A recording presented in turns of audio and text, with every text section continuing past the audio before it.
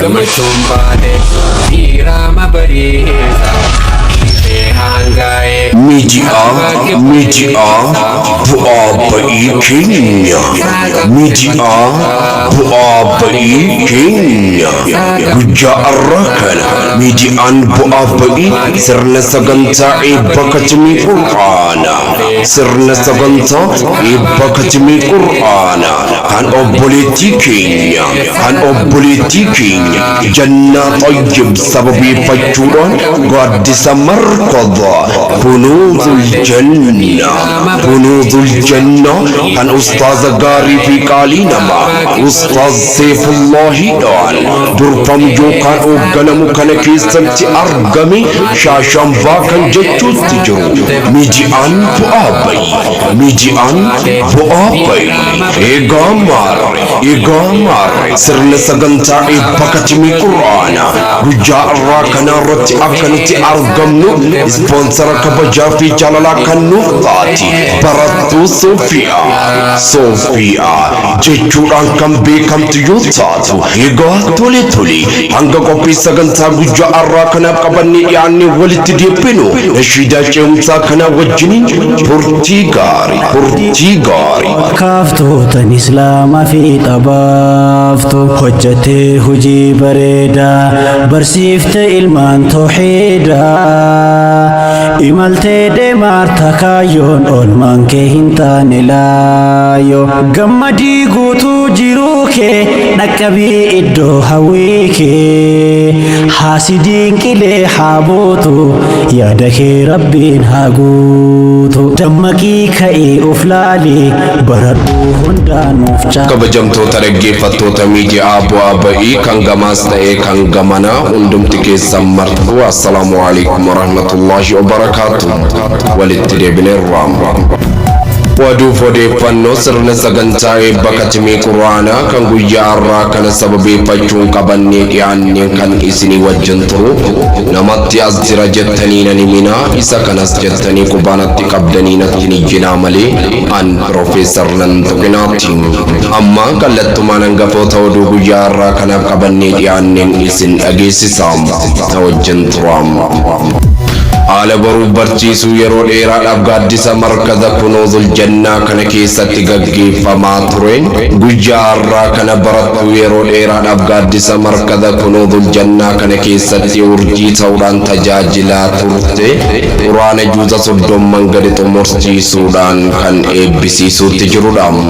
hundeessaa fi barsiisaa markaza kunuuzul jannaa kanaa kan ta'an haala baruu barsiisuu gaaddisa markaza kunuuzul jannaa kana keessatti bu'aa ba'ii baay'ee buunee baane kunoo galata rabbii guddaa guyyaa har'aa kanammoo sirna sagantaa eebba katimii quraanaa kan barattoota kiyyaa kanan gaggeessuutti jirudha jechuun dubbatu ustaaz Seefullaahiin quraana juuza 30 gadi xumuruudhaan sirna sagantaa eebba isii kan gaggeeffachuutti jirtu kun maqaan isiidha Jannaa Tayyib yookaan gaaddisa markaza kunuuzul jannaa kana keessatti immoo Ummu Miftaahi binti Baabaa jechuun kan beekamtu akka taatillee ni dubbatu hundeessaa fi barsiisaa markaza kunuuzul jannaa ustaaz Seefullaahiin obboleettiin keenya Jannaan Tayyib kun gaaddisa markaza kunuuzul jannaa kana keessatti mudannoo akka mudannootti muuxannoollee akka muuxannootti barreeffachaa galmee seenaa yoomiyyuu dagatamuu hin qabne irratti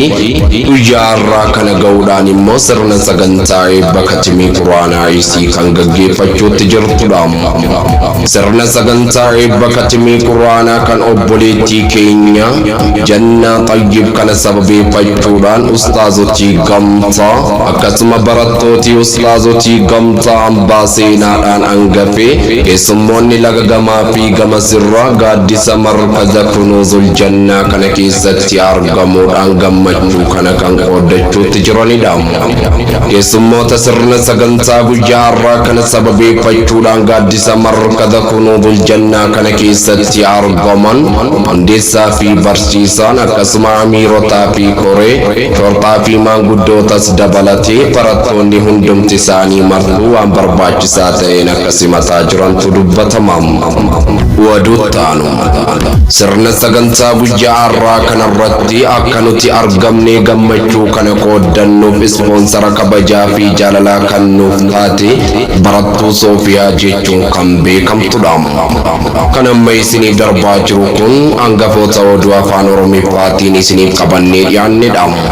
Hanga balballoomii oduu kanaatiin walitti deebinu qophii sagantaa afaan Amaariffaa kanaa wajjiniin turtii gaarii. Kanuu zaaree ያናንተ ነው ኮንግራ ደስ ይበላችሁ የተውሊዶችን ትምሳሌ ዛሬ አሰላሙ አለይኩም ወራህመቱላሂ ወበረካቱ። ውድና የተከበራችሁ የኢብዋበይ ሚዲያ አድማጮች ዜና ይዘን ቀርበናል። ከዜና ጋር ዛራ መሐመድ አሚን።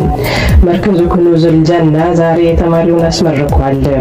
ጀና በመባል የምትታወቅ ተማሪ ዛሬ በደስታ አስመርቋል።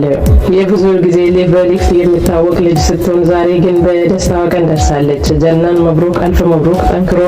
ጠንክሮ መማርና ጠንክሮ መቅራት ትዕግስት መኖር እንደ ዛሬ ያስደስታል ይላል ኢብዋበይ ሚዲያ።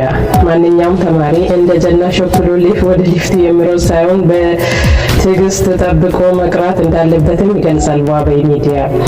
አዎ ያለ ትዕግስት የሚሳካ የለምና ሰይፉላሂል መስሉል የመርከዙ መስራችና የመርከዙ መሪ ሲሆኑ በትዕግስት ጀና ብዙ ጊዜ ሊፍት የምትል ልጅ ብትሆንም ጀና ጠይብን በትዕግስት ጠብቋት በትዕግስት እየመከሯት አይቀስ ብሎ ይገባሻል ተረጋጊ በእርጋታ ነው ሁሉ ነገር የሚሆኑ ያሏት እየመከሯት እንደ አባትም እንደ ቤተሰብም እንደ ኡስታዝም ሆኖ ሲመክሯት ይዟት ለዛሬ በቅቷል። በአላህ ይግዛ። አዎ ከአላህ በታች ኡስታዞቻችን ከአባታችን በላይ ለፍቶና ጥሮ እያስተማሩ ሲሆኑ እኛ ግን የነሱን ሀቅ አናውቅም። ብዙ ቦታ ላይ መርከዝን የሚያጠፋ እንደዚህ ቁርአኑን በድካምና በትዕግስት ሲያስቀሩ የቆዩትን ኡስታዝ ቁርአን 30 ጁዝ ስናደርስ የጀነት ትኬት የወሰድን ይመስልንና ሊፍት እንላለን። ወይም ደግሞ ኡስታዙ ላይ የፈለግነውን ነገር አድርገን እንደፈለግን ተናግረናቸው እንወጣለን ከመርከዙ።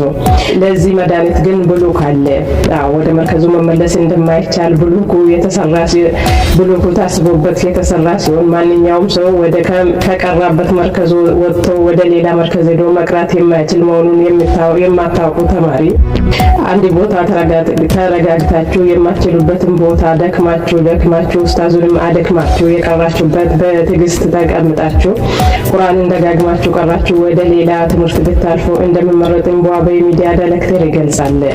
ትዕግስት የሌለው ቤት እንደማያምር አሁንም በትዕግስት ዲናችን በደንብ መማር አለብን። ጀና ጠይብ ሰይፉላሂን ከልቧ ታመሰግናለች። ብዙ ጊዜ የምትሾክልና ቁርአን እየገባኝ አይደለም ብላ ሊፍት ስትይዝ በትዕግስት መልሷት ሊፍትን ብትል የማይቆጧትና የማይቀየሟት መሆኑን ገልጻ ምስጋና ከልብ ነው ኡስታዜ አላህ እድሜዎትን ረጅም ያደርግላችሁ። አላህ ከዚህ በላይ ደግሞ ሰውን አስተምሮ ወይንም የእርሶ ጄዛ የሚከፍል የቁርአን ጄዛ ሰው ከፍሎ አይጨርስም። የእርሶን ጄዛ ግን አላህ ይክፈሉት። ከጀዛውትን በጀነቱል ፊርደውስ አላህ ያደርግሉት። አዎ የመርከዙ ኩኑዙል ጀና አሚሮችንም አክላ ሁላችሁንም አመሰግናለሁ። ተማሪዎቹንም ሁሉንም አመሰግናለሁ። ለኔም ዱአ አድርጉልኝ ትላለች ጀና። አዎ ሁላችሁም ዱአ እንድታደርጉላት አላህ ሰብርና ትዕግስት ሰጥቷት ይሄንን እንደዚህ ደክሞና ችሏት ያስተማሪውን ኡስታዝ ከጎኑ ሆና ቀርታ እንድታስቀራና የቀራችንን ደግሞ ጥላ የምትሮጥ ሳይሆን አሁንም በትዕግስት ቁጭ ብላ የምታስቀራ ልጅ እንድትሆንም የኢብዋበይ ሚዲያ ምኞቱ ነው። አዎ የዛሬ ስፖንሰራችን ሶፊያ ምስጋናችን ከልብ ነው እያልን ኢብዋበይ ሚዲያን ስፖንሰር መሆን የምትፈልጉ በፕሮፌሰር በኩል እንገኛለን። አሰላሙ አለይኩም ወራህመቱላሂ ወበረካቱ።